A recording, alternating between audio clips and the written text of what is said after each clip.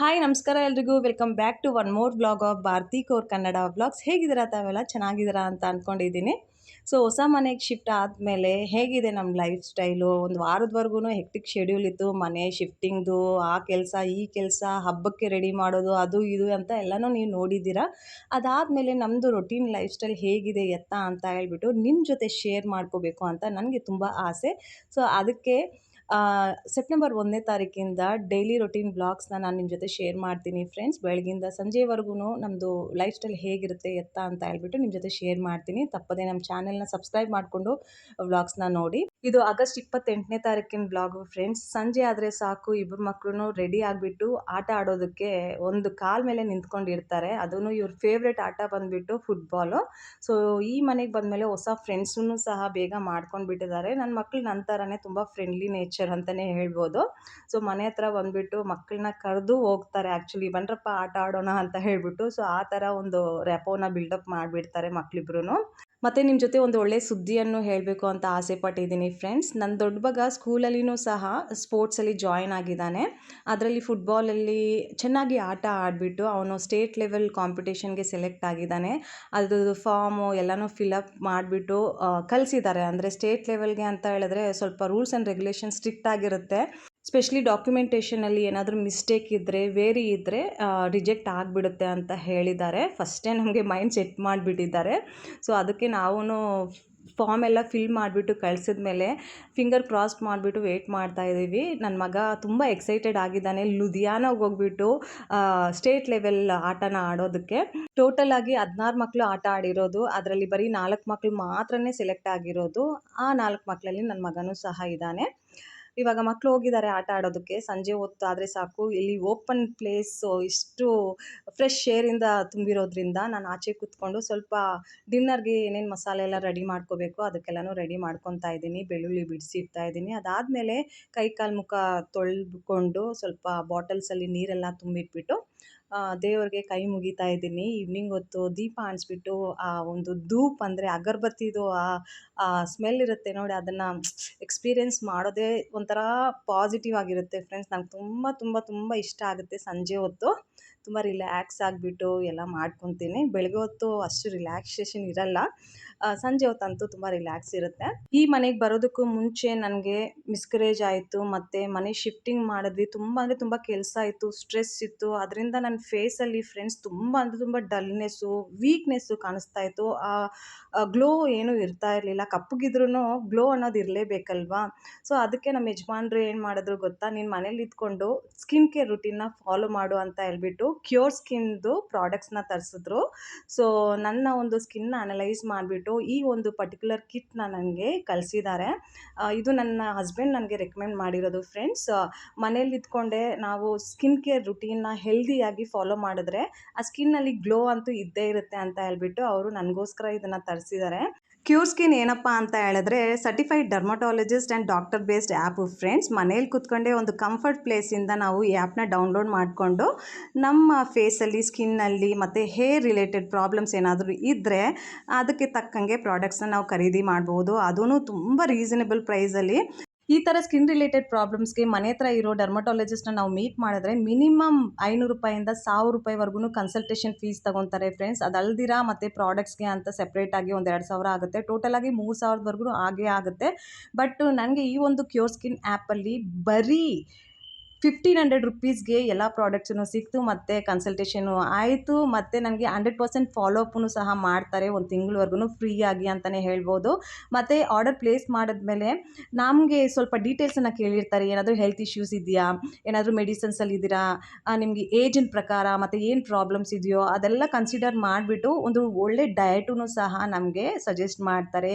ಈ ತರಕಾರಿಗಳನ್ನ ತಿನ್ನಬೇಕು, ಈ ನಟ್ಸನ್ನು ತಿನ್ನಬೇಕು, ಎಲ್ಲನೂ ಡೀಟೇಲಾಗಿ ಹೇಳ್ತಾರೆ ಫ್ರೆಂಡ್ಸ್. ಈ ಥರ ಮನೇಲಿ ಕೂತ್ಕೊಂಡೆ ಕಂಫರ್ಟ್ ಪ್ಲೇಸಲ್ಲಿ ಹೆಲ್ದಿ ಸ್ಕಿನ್, ಹೆಲ್ದಿ ಹೇರ್ನೂ ಸಹ ಪಡಿಬೋದು ಅಂತ ಹೇಳೋದಕ್ಕೆ ಇಷ್ಟಪಡ್ತೀನಿ. ಕ್ಯೂರ್ ಸ್ಕಿನ್ ಆ್ಯಪ್ನ ಡೌನ್ಲೋಡ್ ಮಾಡಿಬಿಟ್ಟು ಸೈನ್ ಅಪ್ ಮಾಡಿಬಿಟ್ಟು ಹೆಸರು, ಕಾಂಟ್ಯಾಕ್ಟ್ ನಂಬರ್ ಕೊಟ್ಬಿಟ್ಟು ಈ ಥರ ಓಪನ್ ಮಾಡಿಬಿಟ್ಟು ನಿಮಗೆ ಏನೇನು ಸಮಸ್ಯೆ ಇದೆಯೋ ಆ್ಯಕ್ನಿ, ಪಿಂಪಲ್ಸ್, ಪಿಗ್ಮೆಂಟೇಷನ್ ಏನಿದೆ ಅದನ್ನೆಲ್ಲ ಡೀಟೇಲ್ಸ್ ಕೊಟ್ಟರೆ ಡಾಕ್ಟರ್ಸು ಆನ್ಲೈನು ಡಿಜಿಟಲ್ ಆಗಿ ನಿಮ್ಮ ಜೊತೆ ಮಾತಾಡ್ತಾರೆ. ಸೊ ಎಲ್ಲ ಡೀಟೇಲ್ಸನ್ನು ನಿಮ್ಮ ಜೊತೆ ತಗೊಂಡು ನಿಮ್ಮ ಫೇಸನ್ನು ಸ್ಕ್ಯಾನ್ ಮಾಡ್ತಾರೆ ಫ್ರೆಂಡ್ಸ್. ಏನೇನು ಪ್ರಾಬ್ಲಮ್ಸ್ ಇದೆ ಅಂತ ಅನಲೈಸ್ ಮಾಡಿಬಿಟ್ಟು ಆಮೇಲೆ ನಿಮಗೆ ಸ್ಕಿನ್ ಕೇರ್ ಕಿಟ್ಟನ್ನು ಸಜೆಸ್ಟ್ ಮಾಡ್ತಾರೆ. ಇಮಿಡಿಯೇಟಾಗಿ ನೀವು ಶಾಪಿಂಗ್ ಮಾಡೋಕ್ಕಾಗಿಲ್ಲ ಅಂತ ಹೇಳಿದ್ರು ಆಮೇಲೆ ನಿಮ್ಮ ಹತ್ರ ದುಡ್ಡು ಇರೋವಾಗ, ಟೈಮ್ ಇರೋವಾಗ ನೀವು ಶಾಪಿಂಗ್ ಮಾಡ್ಕೋಬೋದು. ಡಿಸ್ಕ್ರಿಪ್ಷನಲ್ಲಿ ನಾನು ಲಿಂಕನ್ನ ಕೊಟ್ಟಿರ್ತೀನಿ. ಆ ಲಿಂಕನ್ನು ಯೂಸ್ ಮಾಡಿಬಿಟ್ಟು ನೀವೇನಾದರೂ ಶಾಪಿಂಗ್ ಮಾಡಿದ್ರೆ ನಿಮಗೆ ₹100 ಡಿಸ್ಕೌಂಟೂ ಸಹ ಸಿಗುತ್ತೆ. ಅದರ ಕೂಪನ್ ಕೋಡೂ ಸಹ ನಾನು ಡಿಸ್ಕ್ರಿಪ್ಷನಲ್ಲಿ ಬರೆದಿರ್ತೀನಿ. ಮತ್ತು ಮುಖ್ಯವಾಗಿ ಈ ಪ್ರಾಡಕ್ಟ್ಸ್ನ ಯಾರು ಬೇಕಾದರೂ ಯೂಸ್ ಮಾಡ್ಬೋದು. ಪರ್ಟಿಕ್ಯುಲರ್ ಆಗಿ ಕ್ಯಾಟಗರೈಸ್ ಮಾಡಿಲ್ಲ ಮೇಲ್ಗೆ ಫೀಮೇಲ್ಗೆ ಅಂತ ಹೇಳ್ಬಿಟ್ಟು. ಸ್ಕಿನ್ ಮತ್ತು ಹೇರ್ ರಿಲೇಟೆಡ್ ಪ್ರಾಬ್ಲಮ್ಸ್ ಯಾರ್ಯಾರಿಗಿದೆಯೋ ಅವರೆಲ್ಲನೂ ಈ ಆ್ಯಪ್ನ ಡೌನ್ಲೋಡ್ ಮಾಡಿಬಿಟ್ಟು ಶಾಪಿಂಗ್ ಮಾಡ್ಬೋದು. ಸೊ ಇವಾಗ ಸಂಜೆ 7:30 ಆಗ್ತಾ ಇದೆ. ಡಿನ್ನರ್ಗೆ ಅಂತ ಎಲ್ಲನೂ ರೆಡಿ ಮಾಡ್ಕೊತಾ ಇದ್ದೀನಿ. ಇವತ್ತಿನ ಡಿನ್ನರಲ್ಲಿ ನಾನು ಮಾಡ್ತಾ ಇರೋದು ಎಣ್ಣೆ ಬದನೆಕಾಯಿ ಮತ್ತು ಬಿಸಿ ಬಿಸಿಯಾಗಿ ರೈಸು. ಸೊ ಎಣ್ಣೆ ಬದನೆಕಾಯಿ ಯಾವ ರೀತಿ ಮಾಡ್ತೀನಿ ಅಂತ ಅದರ ರೆಸಿಪಿನೂ ನಿಮ್ಮ ಜೊತೆ ಶೇರ್ ಮಾಡ್ತೀನಿ ಫ್ರೆಂಡ್ಸ್. ತುಂಬ ಈಸಿಯಾಗಿ ಮಾಡ್ತೀನಿ. ಸಿಂಪಲ್ಲಾಗಿ ಮಸಾಲಾಸ್ ಯೂಸ್ ಮಾಡ್ತೀನಿ, ಬಟ್ ಟೇಸ್ಟ್ ಮಾತ್ರ ಸಖತ್ತಾಗಿರುತ್ತೆ. ಒಂದ್ಸಲ ನೀವು ಟ್ರೈ ಮಾಡಿ. ಸೊ ಈ ಎಣ್ಣೆ ಬದನೆಕಾಯಿ ಮಾಡೋದಕ್ಕೆ ಏನೇನು ಇಂಗ್ರೀಡಿಯೆಂಟ್ಸ್ನ ನಾನು ಯೂಸ್ ಮಾಡ್ತಾ ಇದ್ದೀನಿ ಅಂತ ಹೇಳಿದ್ರೆ, ಮೊದಲಿಗೆ ಬದನೆಕಾಯಿ ಬೇಕು. ಅದಲ್ದಿರ ಮಸಾಲೆಗೆ ಈರುಳ್ಳಿ, ಬೆಳ್ಳುಳ್ಳಿ, ಶುಂಠಿ, ಕೊತ್ತಂಬರಿ ಸೊಪ್ಪು ಮತ್ತು ಟೊಮೆಟೋಸು, ಸ್ವಲ್ಪ ಜೀರಿಗೆ, ಮೆಣಸು, ಚಕ್ಕೆ, ಲವಂಗ ಅದೆಲ್ಲನೂ ಮಿಕ್ಸಿ ಜಾರಲ್ಲಿ ಹಾಕ್ಕೊಂಡು ಪೇಸ್ಟ್ ಮಾಡ್ಕೊಂಡಿದ್ದೀನಿ. ಒಂದು ಕಡಾಯಿಯಲ್ಲಿ ಸ್ವಲ್ಪ ಜಾಸ್ತಿನೇ ಎಣ್ಣೆ ಹಾಕ್ಕೊಂಡು, ಯಾಕಂದರೆ ಎಣ್ಣೆ ಬದನೆಕಾಯಿ ಅಲ್ವಾ, ಸ್ವಲ್ಪ ಜಾಸ್ತಿ ಎಣ್ಣೆ ಇದ್ರೂ ಪರವಾಗಿಲ್ಲ, ಚೆನ್ನಾಗಿ ಸೋಕ್ ಆಗಿಬಿಡುತ್ತೆ ಬದನೆಕಾಯಿಯಲ್ಲಿ ಅಂತಲೇ ಹೇಳ್ಬೋದು ಎಣ್ಣೆ ಎಲ್ಲನೂ. ಸೊ ಎಣ್ಣೆ ಬಿಸಿ ಆದಮೇಲೆ ಗ್ರೈಂಡ್ ಮಾಡಿ ಇಟ್ಕೊಂಡಿರೋ ಪೇಸ್ಟನ್ನು ಇದರಲ್ಲಿ ಹಾಕ್ಬಿಟ್ಟು ಚೆನ್ನಾಗಿ ಕುಕ್ ಮಾಡ್ಕೋಬೇಕು ಫ್ರೆಂಡ್ಸ್. ಒಂದು 5ರಿಂದ 10 ನಿಮಿಷದವರೆಗೂ ಮೀಡಿಯಮ್ ಫ್ಲೇಮಲ್ಲಿ ಕುಕ್ ಮಾಡ್ಕೋಬೇಕು. ಈ ಮಸಾಲೆಯಲ್ಲಿ ಹಸಿ ವಾಸನೆ ಇರುತ್ತೆ ನೋಡಿ, ಅದು ಹೋಗೋವರೆಗೂ ಮುಚ್ಚಳ ಮುಚ್ಚಿಬಿಟ್ಟು ಕುಕ್ ಮಾಡ್ಕೋಬೇಕು. ಅದಾದ ನಂತರ ಮುಚ್ಚಳ ತೆಗೆದ್ಬಿಟ್ಟು ನೋಡಿದ್ರೆ ಈ ಥರ ಇರುತ್ತೆ. ಇವಾಗ ಡ್ರೈ ಮಸಾಲೆಸ್ನ ಆ್ಯಡ್ ಮಾಡ್ಬೋದು. ನಾನು ಬೇಸಿಕ್ ಮಸಾಲೆಸ್ನ ಆ್ಯಡ್ ಮಾಡ್ತೀನಿ ಫ್ರೆಂಡ್ಸ್. ಹಲ್ದಿ powder, red chilli powder, garam masala, ಸ್ವಲ್ಪ ಕಿಚನ್ ಕಿಂಗ್ ಮಸಾಲ, ರುಚಿಗೆ ಎಷ್ಟು ಬೇಕೋ ಅಷ್ಟು ಉಪ್ಪು, ಅದ್ರ ಜೊತೆಗೆ 2 ಹಸಿಮೆಣ್ಸಿನ್ಕಾಯಿನ ಸೆಂಟರಲ್ಲಿ ಕಟ್ ಮಾಡಿಬಿಟ್ಟು ಇದರಲ್ಲಿ ಆ್ಯಡ್ ಮಾಡ್ತೀನಿ. ಅದ್ರದ್ದು ಫ್ಲೇವರ್ ಚೆನ್ನಾಗಿರುತ್ತೆ. ಸೊ ಯಾವುದೇ ನಾನು ಮಸಾಲೆ ಕರೀಸ್ನ ಮಾಡಿದ್ರೆ ಹಸಿಮೆಣ್ಸಿನ್ಕಾಯಿನ ಕಟ್ ಮಾಡಿಬಿಟ್ಟು ಆ್ಯಡ್ ಮಾಡ್ತೀನಿ. ಅದನ್ನು ಗ್ರೈಂಡ್ ಮಾಡ್ಕೊಳ್ಳಲ್ಲ. ಅದ್ರದ್ದು ಫ್ಲೇವರು ಸ್ವಲ್ಪ ಡಿಫ್ರೆಂಟ್ ಆಗಿರುತ್ತೆ ಆ ಥರ ಹಾಕ್ಕೊಂಡ್ರೆ ಅಂತ ಹೇಳ್ಬಿಟ್ಟು ಅಷ್ಟೇ. ಸೊ ಎಲ್ಲ ಮಸಾಲೆಗಳನ್ನ ಚೆನ್ನಾಗಿ ಕುಕ್ ಮಾಡ್ಕೋಬೇಕು ಫ್ರೆಂಡ್ಸ್. ಎಷ್ಟು ಚೆನ್ನಾಗಿ ನಾವು ಕುಕ್ ಮಾಡ್ಕೊತೀವೋ ಅಷ್ಟೇ ಎಣ್ಣೆ ಬದನೆಕಾಯಲ್ಲಿ ರುಚಿ ಹೆಚ್ಚಾಗುತ್ತೆ. ನಾನು ತುಂಬ ಎಣ್ಣೆ ಬದನೆಕಾಯಿ ರೆಸಿಪೀಸ್ನ ನೋಡಿದ್ದೀನಿ. ಆಂಧ್ರ ಸ್ಟೈಲಲ್ಲೂ ನೋಡಿದ್ದೀನಿ, ಕರ್ನಾಟಕದ ಸ್ಟೈಲಲ್ಲಿಯೂ ಸಹ ನೋಡಿದ್ದೀನಿ, ಮತ್ತು ತಮಿಳ್ನಾಡು ಸ್ಟೈಲಲ್ಲೂ ಸಹ ನೋಡಿದ್ದೀನಿ. ಎಲ್ಲರೂ ಅವರವರ ಒಂದು ರೀಜನ್ಗೆ ತಕ್ಕಂಗೆ ಇಂಗ್ರೀಡಿಯೆಂಟ್ಸ್ನ ಯೂಸ್ ಮಾಡಿಬಿಟ್ಟು ಗ್ರೇವೀಸ್ನ ಮಾಡ್ತಾರೆ. ಬಟ್ ನಾರ್ತಲ್ಲಿ ಈ ತೆಂಗಿನಕಾಯಿ, ಕಡಲೆಕಾಯಿ ಎಲ್ಲನೂ ಯೂಸ್ ಮಾಡಲ್ಲ. ಸೊ ಅದೆಲ್ಲ ಇಲ್ದಿರಾನೆ, ಯೂಸ್ ಮಾಡ್ದಿರಾನೆ ನಾರ್ತ್ ಇಂಡಿಯನ್ ಸ್ಟೈಲಲ್ಲಿನೇ ಬೇಸಿಕ್ ಮಸಾಲೆಗಳಲ್ಲಿ ಸಹ ನಾವು ಎಣ್ಣೆ ಬದನೆಕಾಯಿ ಮಾಡ್ಬೋದು ಅಂತ ಟ್ರೈ ಮಾಡ್ತಾ ಇದ್ದೆ. ಚೆನ್ನಾಗಿ ಬಂತು. ತುಂಬ ಜನಕ್ಕೆ ನಾನು ಸರ್ವ್ನು ಸಹ ಮಾಡಿದ್ದೀನಿ. ರಿಲೇಟಿವ್ಸ್ ಮನೆಗೆ ಬಂದಾಗ ಮಾಡಿ ತಿನ್ನಿಸಿದ್ದೀನಿ. ಸೊ ಎಲ್ಲರಿಗೂ ಇಷ್ಟ ಆಯಿತು. ಸೊ ಅದಕ್ಕೆ ನಿಮ್ಮ ಜೊತೆ ಇವಾಗ ರೆಸಿಪಿನ ಶೇರ್ ಮಾಡ್ತಾ ಇದ್ದೀನಿ. ಈ ಎಣ್ಣೆ ಬದನೆಕಾಯಿ ನೋಡಿದಾಗೆಲ್ಲನೂ ನನಗೆ ಒಂದು ತೆಲುಗು ಹಾಡು ಜ್ಞಾಪಕ ಬರುತ್ತೆ ಫ್ರೆಂಡ್ಸ್. ಚಿಕ್ಕ ವಯಸ್ಸಲ್ಲಿ ಈ ಹಾಡುಗಳೆಲ್ಲ ನಾನು ತುಂಬ ಕೇಳಿ ಬೆಳೆದೋಳೆ ಅಂತ ಹೇಳ್ಬೋದು. ಸೊ ನಿನ್ನ ಜೊತೆ ಒಂದು 2 ಲೈನ್ನ ಹಾಡಬೇಕು ಅಂತ ಮನಸ್ಸಾಗ್ತಾ ಇದೆ. ಸೊ ಹಾಡ್ತೀನಿ. ಏನಾದರೂ ತಪ್ಪಿದರೆ ಕ್ಷಮಿಸಿ. ಚೆನ್ನಾಗಿದ್ರೆ ಕಾಮೆಂಟ್ ಮೂಲಕ ತಿಳಿಸಿ ಅಂತ ಹೇಳ್ತಾ ಹಾಡು ಹಾಡ್ತೀನಿ. ఆహా ఏమి రుచి అనరా మైమరచి రోజు తినా మరి మోజే తీరనిది తాజా కూరలలో రాజా ఎవరండి ఇంకా చెప్పాలా వంకాయేనండి ఆహా ఏమి రుచి అనరా మైమరచి రోజు తినా మరి మోజే తీరనిది. ಬಿಸಿ ಬಿಸಿಯಾಗಿ ರೈಸು, ಅದ್ರ ಮೇಲೆ ತುಪ್ಪ, ಸ್ವಲ್ಪ ಎಣ್ಣೆ ಬದನೆಕಾಯಿ ಗ್ರೇವಿನ ಹಾಕ್ಕೊಂಡು ತಿಂದರೆ ನಿಜವಾಗ್ಲೂ ಫ್ರೆಂಡ್ಸ್, ಎಣ್ಣೆ ಬದನೆಕಾಯಿ ಈ ತರಕಾರಿಗಳಲ್ಲಿ ರಾಜನೇ ಅಂತಲೇ ಹೇಳ್ಬೋದು. ಅಷ್ಟು ರುಚಿನ ಕೊಡುತ್ತೆ. ಮಸಾಲೆ ಎಲ್ಲನೂ ಚೆನ್ನಾಗಿ ಕುಕ್ ಆಗಿದೆ. ಬದನೆಕಾಯಿ ಸೆಂಟರಲ್ಲಿ 2 ಕಟ್ ಹಾಕ್ಬಿಟ್ಟು ಎಲ್ಲ ಬದನೆಕಾಯಿನ ಮಸಾಲೆಯಲ್ಲಿ ಆ್ಯಡ್ ಮಾಡಿಬಿಟ್ಟು 15 ನಿಮಿಷದವರೆಗೂ ಮೀಡಿಯಮ್ ಟು ಹೈ ಫ್ಲೇಮಲ್ಲಿ ಕುಕ್ ಮಾಡಿದೆ ಫ್ರೆಂಡ್ಸ್. ಬದನೆಕಾಯಿ ಬೇಗನೆ ಕುಕ್ ಆಗಿಬಿಡುತ್ತೆ. ಸೊ ಈ ಥರ ನನ್ನ ಗ್ರೇವಿ ರೆಡಿಯಾಗಿದೆ. ಎಣ್ಣೆ ಬದನೆಕಾಯಿ ರೆಡಿ ಆಗಿದೆ. ಇನ್ನೇನು ಬಿಸಿ ಬಿಸಿಯಾಗಿ ಅನ್ನ ಮಾಡಿಬಿಟ್ಟು ತಿನ್ನೋದಷ್ಟೇ. ಇವಾಗ ಮಕ್ಕಳು ಸಹ ಅವರು ಹೋಮ್ವರ್ಕ್ ಮಾಡ್ತಾ ಇದ್ದಾರೆ. ನಾನು ಅನ್ನನ ಇಟ್ಬಿಟ್ಟು ಸ್ಟವ್ ಮೇಲೆ ಕಿಚನ್ ಎಲ್ಲ ಕ್ಲೀನ್ ಮಾಡ್ಕೊಂಡಿದ್ದೀನಿ. ಮಕ್ಕಳದು ಹೋಮ್ವರ್ಕ್ ಎಲ್ಲ ಆದಮೇಲೆ ಕುತ್ಕೊಂಡು ಬ್ಯಾಟಿಂಗ್ ಮಾಡ್ತೀವಿ. ಆಮೇಲೆ ಏನಾದರೂ ಒಂದು ಮೂವಿನ ನೋಡ್ತೀವಿ. ಮೂವಿ ನೋಡಿಬಿಟ್ಟು ನಿದ್ದೆ ಮಾಡ್ತೀವಿ. ಬೆಳಗ್ಗೆ ಎದ್ಬಿಟ್ಟು ನಮ್ಮದು ರೊಟೀನ್ ಮತ್ತೆ ಚೇಂಜ್ ಆಗಿಬಿಡುತ್ತೆ. ಬೆಳಗಿನ ಜಾವದ್ದು ರೊಟೀನ್ ಅಂತೂ ಫ್ರೆಂಡ್ಸ್ ತುಂಬ ಹೆಕ್ಟಿಕ್ ಆಗಿರುತ್ತೆ. ಈ ಮನೆಗೆ ಬಂದಮೇಲಂತೂ ಮಕ್ಕಳು ಬೆಳಗ್ಗೆ ಬೇಗನೆ ಎದ್ದೇಳ್ತಾ ಇದ್ದಾರೆ. ಅದಕ್ಕೂ ರೀಸನ್ ಇದೆ. ಈ ಮನೆ ಹತ್ರ ಸ್ಕೂಲ್ ಬಸ್ಸು ಸ್ವಲ್ಪ ಬೇಗ ಬರುತ್ತೆ. ಹಳೆ ಮನೆ ಹತ್ರ 7:10 ಇಲ್ಲಾಂದ್ರೆ 7:15ಗೆ ಬರ್ತಾ ಇತ್ತು. ಬಟ್ ಇಲ್ಲಿ 6:50ಕ್ಕೆಲ್ಲನೂ ಬಂದ್ಬಿಡುತ್ತೆ. ಸೊ ಅದಕ್ಕೆ ಮಕ್ಕಳು ಸ್ವಲ್ಪ ಬೇಗನೆ ಎದ್ಬಿಟ್ಟು ಅವ್ರಾಗ ಅವರೇ ಚೆನ್ನಾಗಿ ರೆಡಿ ಆಗ್ತಾ ಇದ್ದಾರೆ.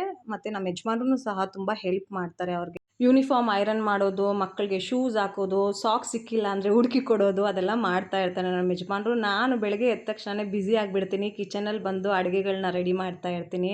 ಸೊ ಇವತ್ತು ಮಕ್ಕಳ ಟಿಫಿನಲ್ಲಿ ನಾನು ಬೆಂಡೆಕಾಯಿ ಪಲ್ಯ ಮತ್ತು ಚಪಾತಿನ ಪ್ಯಾಕ್ ಮಾಡ್ತಾಯಿದ್ದೀನಿ. ಅದಕ್ಕೆ ತುಂಬ ಸಿಂಪಲ್ಲಾಗಿ ಬೆಂಡೆಕಾಯಿ ಮಾಡ್ತಾಯಿದ್ದೀನಿ.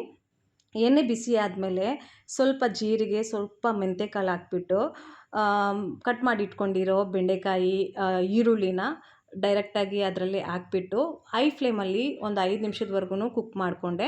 ಅದಾದ ನಂತರ ಒಂದು ಟೊಮೆಟೊನೂ ಸಹ ಕಟ್ ಮಾಡಿಬಿಟ್ಟು ಆ್ಯಡ್ ಮಾಡಿಬಿಟ್ಟು 5 ನಿಮಿಷದವರೆಗೂ ಹೈ ಫ್ಲೇಮಲ್ಲಿ ಕುಕ್ ಮಾಡಿಕೊಂಡೆ. ಇವಾಗ ಬೇಸಿಕ್ ಮಸಾಲೆಗಳನ್ನ ಆ್ಯಡ್ ಮಾಡ್ತಾಯಿದ್ದೀನಿ. ಉಪ್ಪು, ಖಾರ, ಅರಿಶಿಣದ ಪುಡಿ ಎಲ್ಲನೂ ಎಷ್ಟು ರುಚಿಗೆ ಬೇಕೋ ಅಷ್ಟೇ ಹಾಕ್ಕೊಂಡು ಒಂದು 2 ನಿಮಿಷ ಕುಕ್ ಮಾಡಿಕೊಂಡ್ರೆ ಸಾಕು ಫ್ರೆಂಡ್ಸ್. ತುಂಬ ಟೇಸ್ಟಿಯಾಗಿ ಬೆಂಡೆಕಾಯಿ ಪಲ್ಯ ರೆಡಿ ಆಗಿಬಿಡುತ್ತೆ. ಒಂದ್ಸಲ ನೀವೂ ಈ ಥರ ಟ್ರೈ ಮಾಡಿ. ಮಕ್ಕಳಿಗಂತೂ ಬೆಂಡೆಕಾಯಿ ತುಂಬ ಫೇವ್ರೇಟೇ ಅಂತ ಹೇಳ್ಬೋದು. 2 ಚಪಾತಿ ಎಕ್ಸ್ಟ್ರಾನೇ ತಿಂತಾರೆ ಈ ಥರ ಒಂದು ಪಲ್ಯಗಳೆಲ್ಲ ಮಾಡಿದ್ರೆ. ನನ್ನ ಟೈಮಲ್ಲಿ ನಾನು ಚಿಕ್ಕವಳಾಗಿರೋವಾಗ ಈ ಬೆಂಡೆಕಾಯಿ ಎಲ್ಲನೂ ಅಷ್ಟು ಇಷ್ಟ ಆಗ್ತಾ ಇರಲಿಲ್ಲ. ತುಂಬ ಜಿಡ್ಡು ಇರ್ತಾಯಿತ್ತು. ಸೊ ಅದಕ್ಕೆ ಅಂತ ಇಷ್ಟಪಟ್ಟು ತಿಂತಾ ಇರಲಿಲ್ಲ. ಬಟ್ ಈ ಕಾಲದ ಮಕ್ಕಳಿಗೆ ಬೆಂಡೆಕಾಯಿ ಏನೋ ಗೊತ್ತಿಲ್ಲಪ್ಪ ಅಷ್ಟು ಇಷ್ಟ ಆಗುತ್ತೆ. ಅಷ್ಟು ಜಿಡ್ಡಾಗಿಯೂ ಸಹ ನಾನು ಮಾಡಲ್ಲ ಫ್ರೆಂಡ್ಸ್. ಹೈ ಫ್ಲೇಮಲ್ಲಿನೇ ಕುಕ್ ಮಾಡೋದ್ರಿಂದ ಬೇಗನೂ ಆಗುತ್ತೆ ಮತ್ತು ಟೇಸ್ಟಿಯಾಗೂ ಸಹ ಇರುತ್ತೆ. ಇಲ್ಲಿಬ್ಬರು ಮಕ್ಕಳು ನೋಡ್ಬೋದು ರೆಡಿ ಆಗಿಬಿಟ್ಟು ಕುತ್ಕೊಂಡಿದ್ದಾರೆ. ದೊಡ್ಡವನು ಒಂದು ಚಪಾತಿ ತಿಂತಾ ಇದ್ದಾನೆ, ಚಿಕ್ಕವನು ಸ್ವಲ್ಪ ಹಠ ಮಾಡ್ತಾನೆ ಬೆಳಗಿನ ಜಾವ ತಿನ್ನೋದಕ್ಕೆ. ಹಂಗೂ ಹಿಂಗೂ ನಾನು ಸ್ವಲ್ಪ ತಿನ್ನಿಸೋದಕ್ಕೆ ಪ್ರಯತ್ನ ಪಡ್ತೀನಿ. ಅವ್ನಿಗೊಂಥರ ಭಯ ಫ್ರೆಂಡ್ಸ್. ಸ್ಕೂಲ್ಗೆ ಹೋದರೆ ಮತ್ತು ಟಾಯ್ಲೆಟ್ ಎಲ್ಲಿ ಯೂಸ್ ಮಾಡಬೇಕಾಗೋ ಪರಿಸ್ಥಿತಿ ಬರುತ್ತೋ ಅಂತ ಅವನು ಅವಾಯ್ಡ್ ಮಾಡ್ತಾನೆ ಬೆಳಗ್ಗೆ ಹೊತ್ತು ತಿನ್ನೋದು. ಅವನಿಗೆ ಸ್ಕೂಲಲ್ಲೆಲ್ಲ ಟಾಯ್ಲೆಟ್ ಯೂಸ್ ಮಾಡೋದು ಅಷ್ಟು ಇಷ್ಟ ಆಗಲ್ಲ. ಸೊ ಅದಕ್ಕೆ ಬೇಡ ಅಂತ ಹಠ ಮಾಡ್ತಾನೆ. ಬೆಳಿಗ್ಗೆ 10:45ಗೆ ಇವನಿಗೆ ಬ್ರೇಕ್ ಸಿಗುತ್ತೆ ಏನಾದರೂ ತಿನ್ನೋದಕ್ಕೆ. ಸೊ ಅಲ್ಲಿವರೆಗೂ ಹಂಗೇ ಇರಬೇಕು ಅಂತ ಒಂಥರ ಬೇಜಾರಾಗುತ್ತೆ. ರಾತ್ರಿ ಡಿನ್ನರ್ ಮಾಡ್ತಾನೆ. ಅದಾದಮೇಲೆ ಸ್ಕೂಲ್ಗೆ ಹೋಗ್ಬಿಟ್ಟು 10:45ವರೆಗೂ ವೆಯ್ಟ್ ಮಾಡಬೇಕಾಗತ್ತೆ ಅಂತ ಹೇಳ್ಬಿಟ್ಟು ನನಗೊಂಥರ ಬೇಜಾರಾಗುತ್ತೆ. ಸೊ ಅದಕ್ಕೆ ಟ್ರೈ ಮಾಡಿಸ್ತೀನಿ. ಎಷ್ಟು ತಿನ್ಸೋಕ್ಕಾಗುತ್ತೋ ಅಷ್ಟು ತಿನ್ನಿಸೋದಕ್ಕೆ ಪ್ರಯತ್ನ ಪಡ್ತೀನಿ. ಹಂಗೂ ಹಿಂಗೂ 2-3 ತುತ್ತು ತಿಂದ್ಕೊಂಡು ಹೋದರೆ ಒಂದು ಸ್ಯಾಟಿಸ್ಫ್ಯಾಕ್ಷನ್ ಸಿಗುತ್ತೆ. ಸ್ವಲ್ಪ ಆದರೂ ತಿಂದಿದ್ದಾನೆ ಅಂತ ಹೇಳ್ಬಿಟ್ಟು. ಅವ್ನು ನೋಡ್ಬೋದು ಬೇಡ ಅಂತ ಹೇಳ್ತಾ ಇದ್ದಾನೆ. ಹಂಗೂ ನಾನು ಬಿಟ್ಟಿಲ್ಲ. ತಿನ್ಕೊಂಡು ಹೋಗು ಅಂತ ಹೇಳ್ಬಿಟ್ಟು ಅವ್ನು ನನ್ನ ಮೇಲೆ ಕೋಪ ಮಾಡ್ತಾ ಇದ್ದಾನೆ. ನಾನು ಬಾಯ್ ಮಾಡಿದ್ರೂ ಸಹ ನೋಡ್ಬೋದು ಅವನು ಬಾಯ್ ಮಾಡಿಲ್ಲ. ಈ ಥರ ಒಂದು ಚೆನ್ನಾಗಿರುತ್ತೆ ಮಕ್ಕಳದ್ದು ನಾಟಕ ಎಲ್ಲ ನೋಡೋದಕ್ಕೆ. ಇಲ್ಲಿ ನಮ್ಮದು ಚಿಮಿನಿದು ಪೈಪ್ ಇದೆ ಫ್ರೆಂಡ್ಸ್. ಆ ಪೈಪ್ಗೆ ನಾವು ಲಿಡ್ಡನ್ನ ಕ್ಲೋಸ್ ಮಾಡಿರಲಿಲ್ಲ. ಸೊ ಆದ ಕಾರಣ ಪಾರಿವಾಳ ಬಂದುಬಿಟ್ಟು ಗೂಡು ಮಾಡ್ತಾಯಿತ್ತು ಅಲ್ಲಿ. ಸೊ ಅದಕ್ಕೆ ನಮ್ಮ ಯಜಮಾನ್ರು ಸ್ವಲ್ಪ ಪೈಪಲ್ಲಿ ಕ್ಲೀನೆಲ್ಲ ಮಾಡಿಬಿಟ್ಟು ಲಿಡ್ಡನ್ನ ಕ್ಲೋಸ್ ಮಾಡ್ತಾ ಇದ್ದಾರೆ. ನೋಡ್ಬೋದು ಎಷ್ಟು ಪ್ರಯತ್ನ ಪಟ್ಟಿದ್ದೆ ಗೂಡನ್ನ ಮಾಡೋದಕ್ಕೆ.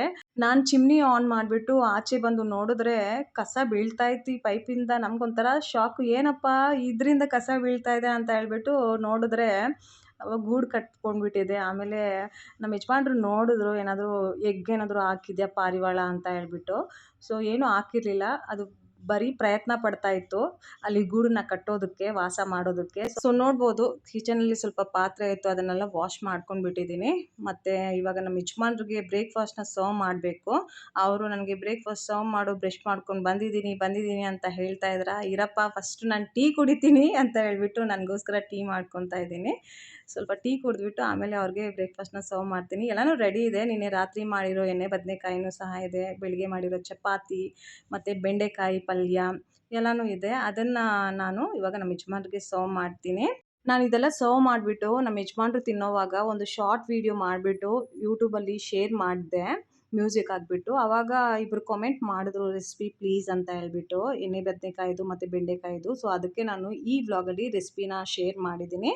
ಸೊ ಐ ಹೋಪ್ ಅವ್ರಿಗೆ ಯೂಸ್ಫುಲ್ ಆಗುತ್ತೆ ಅಂತ ಅಂದ್ಕೊಂಡಿದ್ದೀನಿ. ಇವಾಗ ನಾನು ಬಿಸಿಯಾಗಿ ಟೀ ಕುಡಿತಾ ಇದ್ದೀನಿ. ನಮ್ಮ ಯಜಮಾನ್ರು ನ್ಯೂಸ್ ನೋಡ್ತಾ ಇದ್ದಾರೆ. ಪಾಪ ಅವ್ರು ಬ್ರೇಕ್ಫಾಸ್ಟ್ ಕೇಳಿದ್ರು.